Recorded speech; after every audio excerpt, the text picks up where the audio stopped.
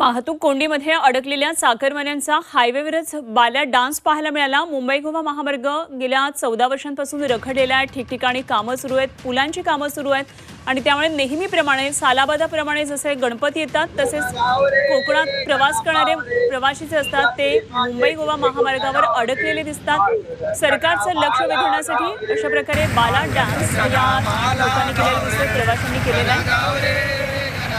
मुंबईतून कोकणामध्ये गावी गणेशोत्सवासाठी निघालेले चाकरमानी आहेत, वाहतुकीच्या कोंडीमध्ये अडकलेले आहेत आणि मुंबई गोवा महामार्गावर लोणेरे, माणगाव, कोलाड या ठिकाणी वाहनांची प्रचंड कोंडी झाली आहे। वाहनं तासनतास ठप्प झाली आहेत। चाकरमान्यांनी रस्त्याच्या कडेला कोकणातला गणेशोत्सवातला प्रसिद्ध असा हा बाला डान्स सादर केला।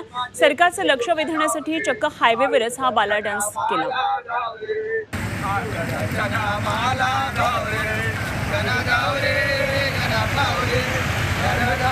तर एका बाजूला आपण पाहतोय 14 वर्ष महामार्ग रखडल्यामुळे नेहमीसारखीच ही वाहतुकीची समस्या पुन्हा एकदा गणेशोत्सवामध्ये प्रवाशांना पाहायला मिळते। तर दुसरीकडे वाहनांच्या रांगा लागलेल्या आहेत, रस्त्यावर ट्रॅफिक पूर्णपणे जाम झालेलं आहे आणि यातलेच काही तरुण उतरलेत रस्त्यावर आणि बाला डान्स सादर करतात आणि सरकारचं लक्ष वेधून घेतात। आणि काय नेमके प्रवासी सगळे अडकलेले आहेत आणि एक प्रकारे राग आहे मनामध्ये, काय त्यांच्या प्रतिक्रिया आहेत तेही आपण पाहूया। मी रात्री 10 वाजता निघालोय मुंबईमधून, अजूनपर्यंत इथेच आम्हाला चिपळूण गाठायचं आहे। आता कितीचा वेळ, एवढा मोठा रस्ता बनवून काय फायदा आमचा? गाड्या उलट्या पण टाकतात आणि ह्या एस टी भयंकर सुटल्या आहेत ना, ते एस टीमुळे काही सांगता येत नाही काय।